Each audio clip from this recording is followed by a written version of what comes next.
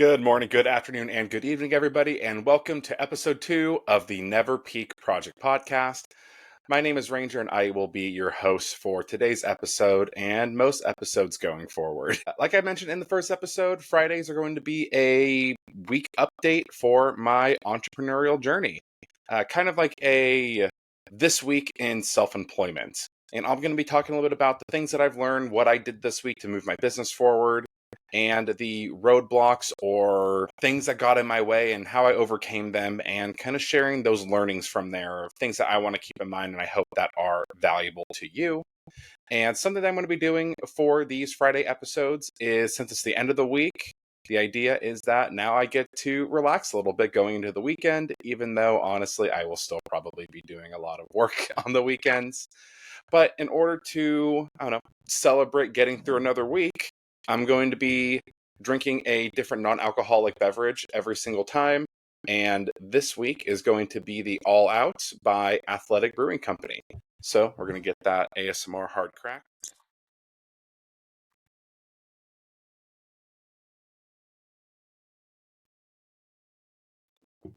Solid. Kind of reminds me of a black cold brew coffee. But anyway, to jump straight into it, this week in self-employment. One of the main things that I figured out this week is how to podcast a little bit better. Not perfect, but better than I have been. Now, the podcast that I'm doing is on video and audio, and that is because I was able to figure out how to use something called, oh my goodness, what is it called? Not proximity play, it's something else. Basically, I can use my iPhone as a camera instead of the webcam that I have been using. So the video quality is much better. Even just looking over here at the screen, I don't know, you can actually see things and it's not super blurry or weird or gross. So yeah, that's one of the things I've been doing this week is setting up my office space. As some of you may know, I am currently living with my fiance and her parents down in San Carlos, California. So a lot of new changes this week, especially in the days just past the walk. I've been setting up what I have been calling my corner office, which is this small space in between her sister's childhood room, bed, and wall. So yeah, I got her graduating from college stuff behind me. And yeah, I'm just kind of tucked away over here. I ended up finding a pretty decent table off of Facebook Marketplace. It was $20. I was like, not bad, not bad. Using a folding outdoor cushion chair right now instead of a fancy office chair. So we're making the slow upgrades as time goes on. But something I'm really trying to look for and figure out is a whiteboard, because I think that that would be useful for me when I'm explaining concepts or making more content for my school community. More on that later. It will be a little bit better to kind of show those visuals. So upgrades are in the process. It's not perfectly where I want to be, but working on getting that 1% better every day. And with that, one of the things that I learned how to do is make a teleprompter. So until I get a little bit better at podcasting, I can remember things more. I'm going to be using this just as a way to stay on track and not get too lost in the sauce of the things that I'm talking about. But the format for these is going to kind of go day by day, picking up where I left off the week before. So I'm just going to jump straight into it. So September 2nd, Monday, it was the day after we got back from the walk finale celebration. I spent most of the day putting away clothes, putting everything into her sister's room, and kind of game planning on what my space is going to look like, where I'm going to work, how it's going to look, where I'm going to put the lights, where I'm going to put the camera, where I'm going to, sit down and work for 8 to 12 hours a day while she is at work, and even honestly while she is home. And we ended up deciding on this little space between the wall and the bed. And honestly, I don't need a ton of room, so I think it's working out just fine so far. And I'm able to do what I need to get done, since most of the business stuff that I do can be done from a desk. I just need somewhere where I can sit down and actually work. And one of the issues I have is, if I am not in a designated workspace, I have a really hard time focusing. And that's something that we'll kind of get into later as well. But what I really wanted to do was find a space where I don't eat, I don't sleep, I don't I don't know, scroll on social media, that when I am sitting in the spot, I am working, and that is it. That is something that is important for me to make sure that I am as productive and focused as I can possibly be. So I'm glad that we were able to make this work. So I spent some of the day, measuring out the section between the bed and the wall, looking on Facebook Marketplace, trying to see what I can figure out. But the thing with Facebook Marketplace is buyers and sellers are extremely flaky. So I kind of had a hard time nailing a few things down. And a few weeks ago, I reached out to the San Mateo Chamber of Commerce, and I ended up figuring out that they have something called a business referral network, which is basically just where a bunch of business owners get together. You hear about each other's business, you learn from each other, you network, get to know each other, know, like, and trust. And the idea is that you'll be able to kind of send referrals to one another. So if there's a plumber in there, I'll get to know the plumber, know how his business works, know, like, and trust him. And when a friend, family, or another colleague needs help with their plumbing, I'm able to just kind of shift that information off to them. And it's just a good way to make friends professionally and also drum up some business. So when I found out that they had something similar to what I was in Modesto, which was called Gold Star here in San Mateo, I was like, great, I'm going to do that. So a few weeks ago, I reached out, talked to the president or the CEO of the chamber. She connected me with the president of the Business Referral Network, BRN, for the chamber, and was able to set up that I can be a guest. And I talked to them last week, and had to be like, oh, hey, like, I'm not able to attend this week because I'm still walking across the country, but I'll be there next week. And I didn't get a response, so I figured everything was fine. Foreshadowing. And really, Julie and I just did some errands. I went to go run a couple Amazon returns, saw the new Deadpool movie, and went to the gym. After the movie, she dropped me off at the gym. I tried to walk in, and it was closed. So thanks, Planet Fitness.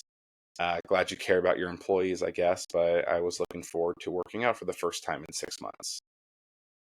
And we went to Target, and while we were in Target, I realized that I didn't have anything that was business appropriate. So I ended up having to get a pair of khakis, and, we were there for like 20, 30 minutes trying them on, trying to figure out what size I am now, because for the last 6 months, all I've really worn were the hiking pants I had for most of the, southeastern states. So that when I got to Oklahoma, I got rid of those hiking pants, and I ended up just wearing swim trunks and tights, basically, tights. We'll just call them tights, or like yoga pants kind of material, spandex, whatever you want to call them. So I had to buy a pair of khakis. That's fun. And I already have my within range coaching polo, this bad boy right here, made it with a cricket. This shirt's from Costco. Gotta do what you gotta do. So went back home, had dinner, checked the location, spent a few minutes ironing the clothes, and went to bed. So September 3rd, Tuesday, it really felt like that was the first day of being self-employed. I felt a little bit more nervous going into this day than I did even going into a walk. It felt different, just being like, okay, now I need to either do the thing or not, I guess, very much sink or swim. So I got up bright and early. What I liked about this club is that it is first thing in the morning, and I've learned that if I have a reason to get up early that is external from just wanting to get up early, I will get up early. Otherwise, I have a super hard time with it. So got dressed, made coffee in my French press for the first time, and went to the meeting location. And what ended up happening was I got to the building where it was in some kind of bank. I think it was like the building attached to the bank. So a bunch of offices of financial experts and professionals. And I went inside, couldn't find anybody. Nobody was there. So I walked around the first floor for a few minutes. Like I said, I was 15 minutes early, 15:15 or 15. And while I was in there, I sent an email to the guy I had been talking to. Hey, I'm here. Where exactly do I go? And I looked at the email and I saw that there was a name of one of the speakers from last week. And I went to the directory and I found their office. It was on the 5th floor. I was like, oh, okay, duh, I need to go to the 5th floor. Went to the 5th floor, found the office. It was dark and locked. The lights were off and I couldn't get in. So then I thought, it is the day after a holiday. I wonder if they're not having it. So I ended up calling the guy and he said, "Oh, hey, Ranger, I was just responding to your email. We don't meet the Tuesday after Labor Day. I forgot to tell you, you're not in the group chat or the group email thread." I was like, I get it. I should have double checked. I understand. So he ended up saying that when I get back from my trip, because I'm going to be on a cruise for the next couple of weeks, that then I can come and attend either on Zoom or in person. So that was kind of like a good, I don't know, first major roadblock in the way is showing up to a meeting that wasn't actually happening.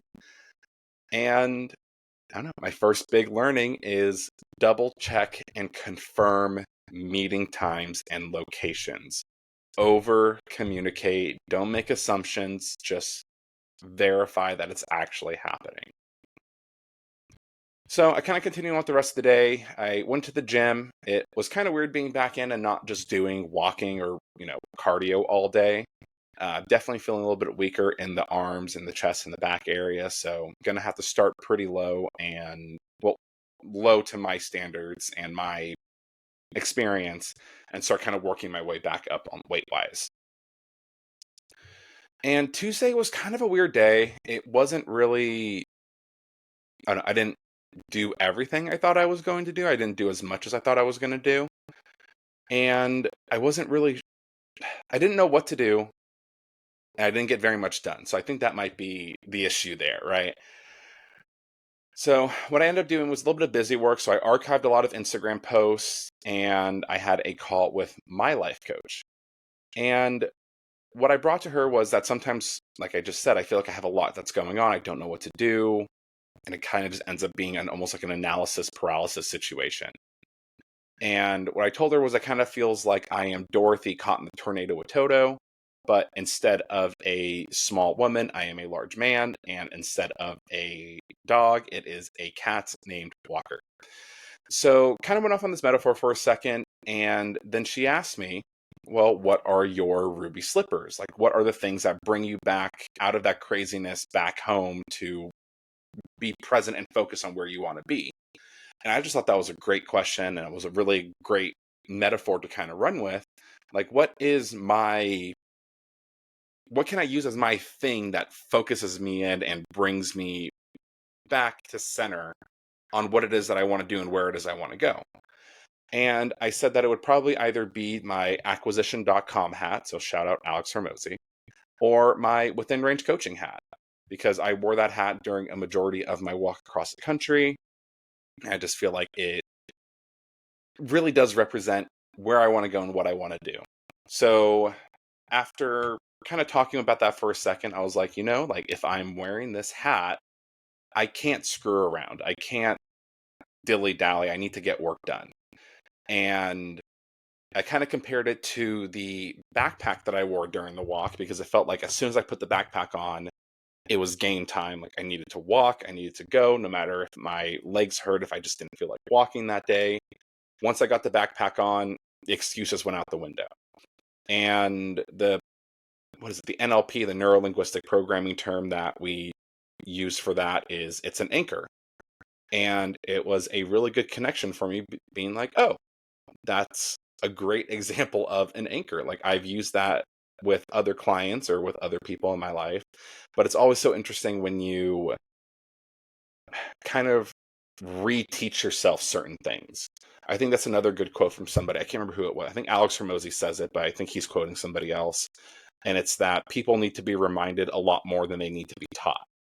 So it's not necessarily about learning new information. It's just about keeping certain information at the top of your mind and finding ways to reintroduce it into your life and put it back in where it needs to go.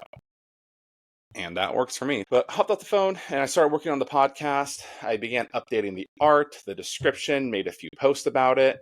And I ended up subscribing to an AI platform called Opus Clips.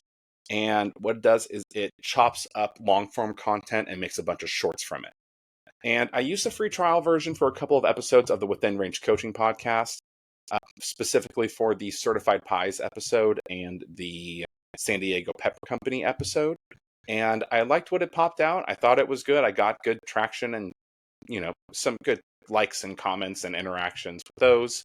But the issue is that when you upload those, they have the watermark on them, and I don't think the quality is as good as it could be. And I figured that the more content I can kind of divvy up from this longer form stuff, the better. So I ended up subscribing to it. I think they had a pretty solid trial or discount rate going on, but I paid for a whole year up front. So hoping that it stays relatively cheap or as good as it was before.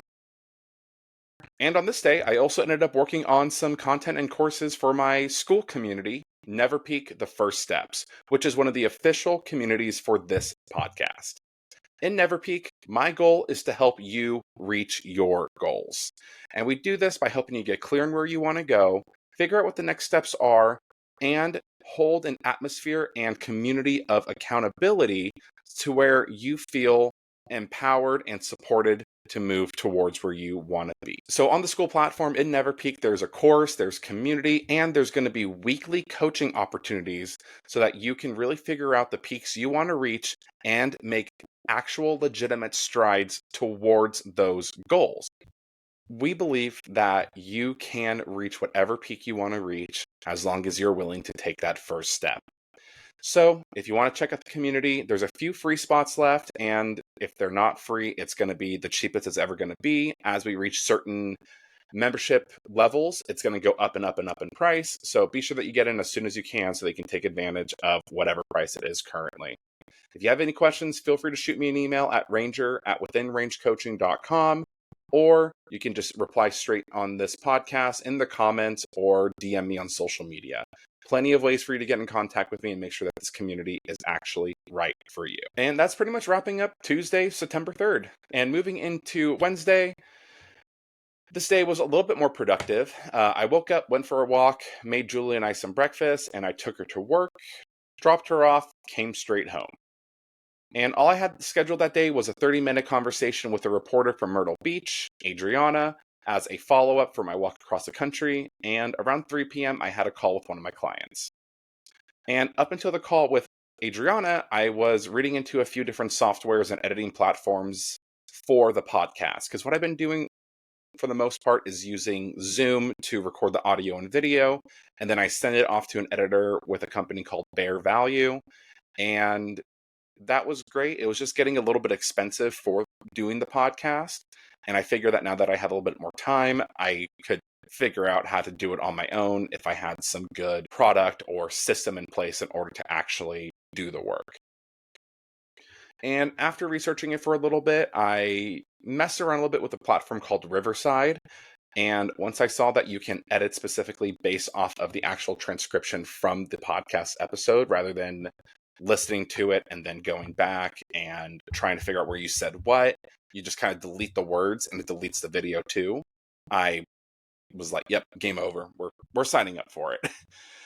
So like I said, I was using a program called, or a business called Bear Value, and they were doing $1 per minute of audio editing, which was great. It was the cheapest I ever found, and it was pretty solid overall. Like the podcast that I was doing was, I don't know, it sounded good, as good as I was sending it, and getting all the filler words, making it sound pretty all right. But when you're doing 30 to 60 minute episodes once a week, and since I want to up the amount that I'm creating, I just felt like it would get expensive very fast, kind of go from about $200 a month to nearly 500. And that is just not what I want to be paying for that right now. So I think this is about $30 a month. And so far, so good. I've been really enjoying it. It is a bit more work on my part, but it is what it is. If you don't want to do your own editing, I would still recommend going with Bear Value. I'll put their information down in the show notes.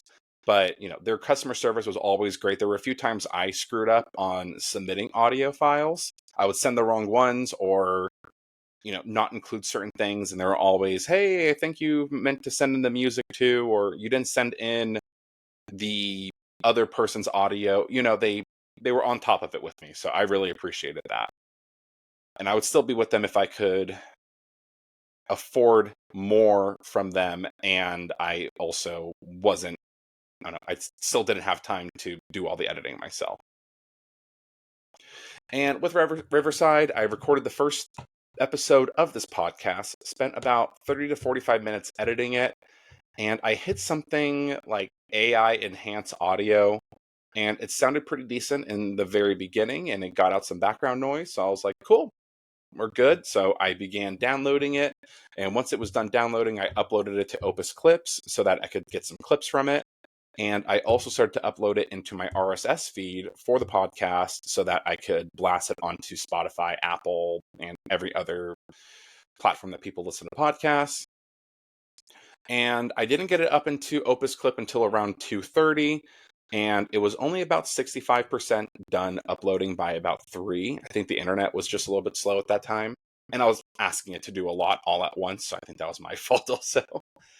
But 3 o'clock hit, and I got on the call with my client, and something that came up with their call that has come up with other people and even myself was that whole idea of anchor objects. And with them, it was specifically the way that they are looking at certain situations is through a lens that is non-resourceful and doesn't really work for what they're trying to create. And that's something that came with another client about a year ago with me, was that the metaphor that we used was, when she's talking about her business and her goals, everything is great and it's so exciting and everything's perfect and going wonderful. And then the more she says positive things, it just kind of out of nowhere switches to extremely negative. So she would say, it's good, it's great, it's wonderful, and it's terrible, and I don't know what I'm supposed to do, and everything is just so overwhelming, and I messed this thing up. And I said, it kind of sounds like out of nowhere, like this filter just goes over what you're saying. She's like, what do you mean? I'm like, well, it's almost like, how when you have glasses on your forehead, and the more you move and the more you talk, they kind of start slowly falling down. And it's not like they slowly go over your eyes. They kind of slowly go, and then they drop. And it sounds like that's what's happening for you right now. And that was similar to what I discussed with my client the other day.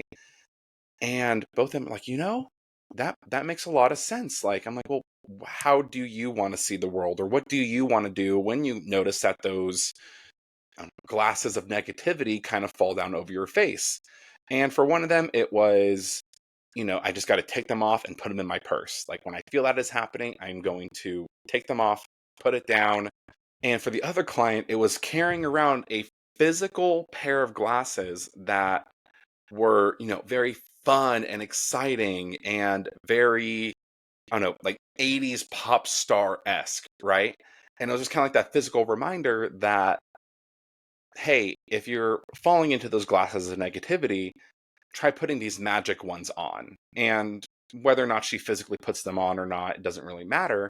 But it's just kind of like seeing that thing will bring them back into that space of resourcefulness, curiosity, presence, and confidence. So I thought that that was another interesting little tidbit that perhaps somebody listening to this could use in their life as well. So after the call, I went back to Opus Clips and I saw that it was done uploading, which was fantastic.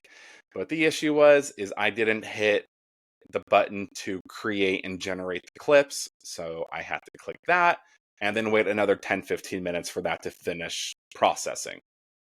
So I didn't really have a whole lot of time between it finishing processing and picking up Julie because the call ended around 4.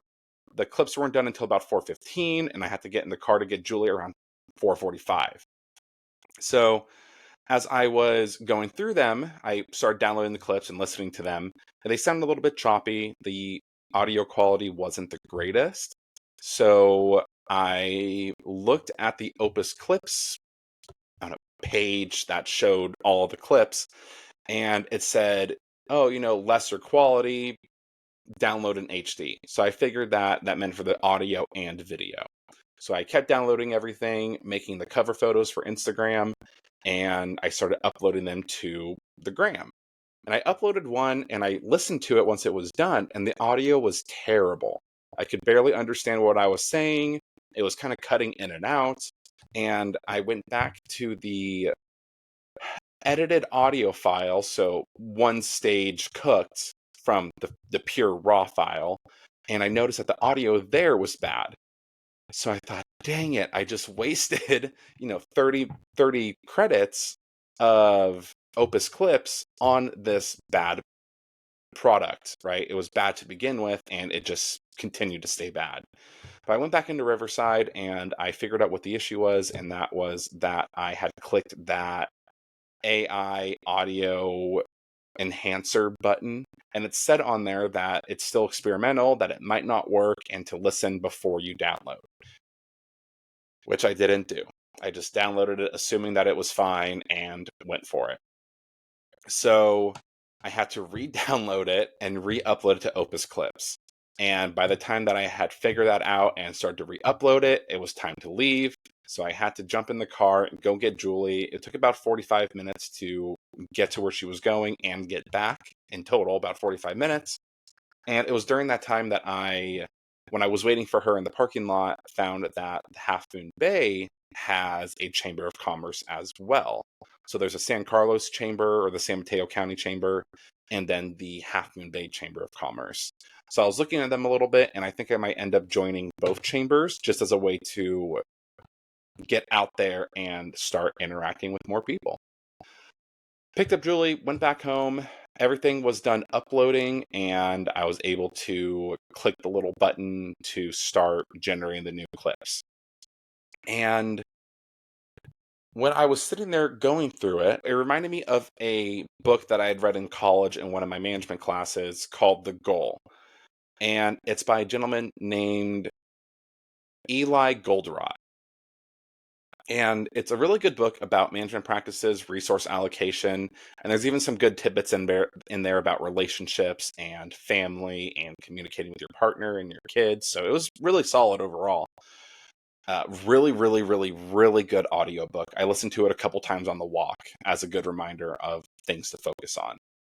But really, the point of the book is the main character, Alex, is a manager at a production plant for equipment pieces, and the production plant is failing, and it's kind of on the chopping block to be shut down. So his goal is to change the manufacturing system and basically figure out ways to make it more productive in terms of the goal of the company, which is to make money. But it's really just his journey of hitting rock bottom, hitting that breakdown, and moving towards breakthrough.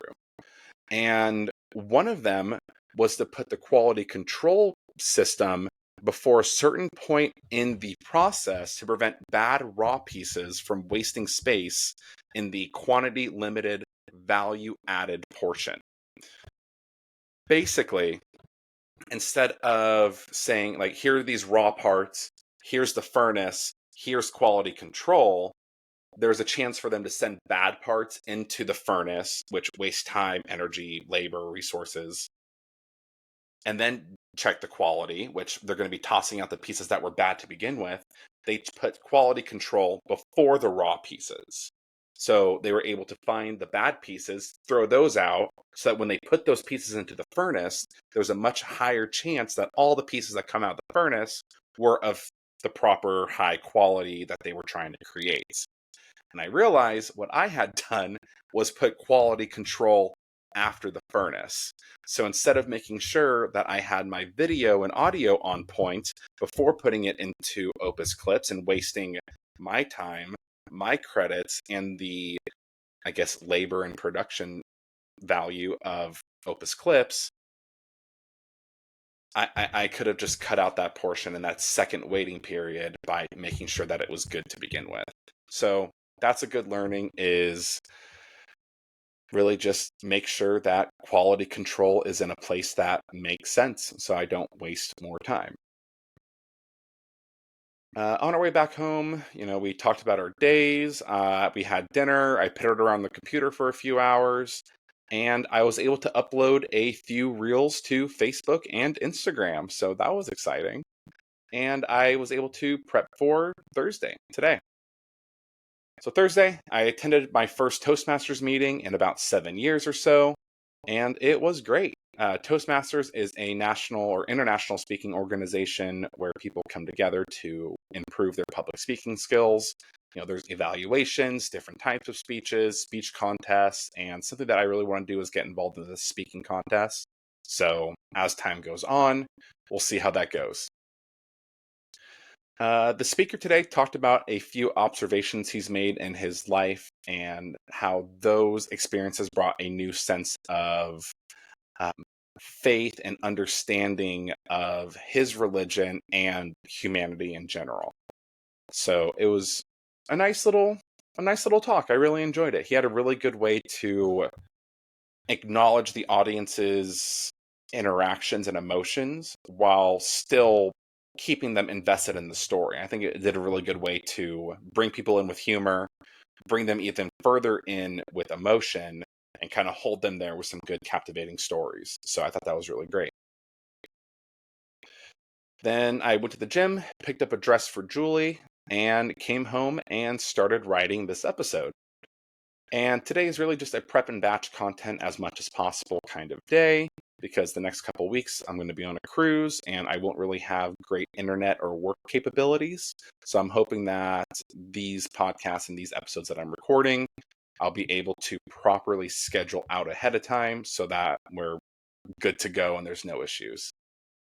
See how that goes. And my main goal for the cruise work-wise is to do a good amount of journaling for the Walk Across America journal. As I've mentioned, I want that to kind of be the unabridged, this is what happened during my days, weeks, months walking across the country. And currently I'm at day 47 out of 175. So I still got quite a ways to go.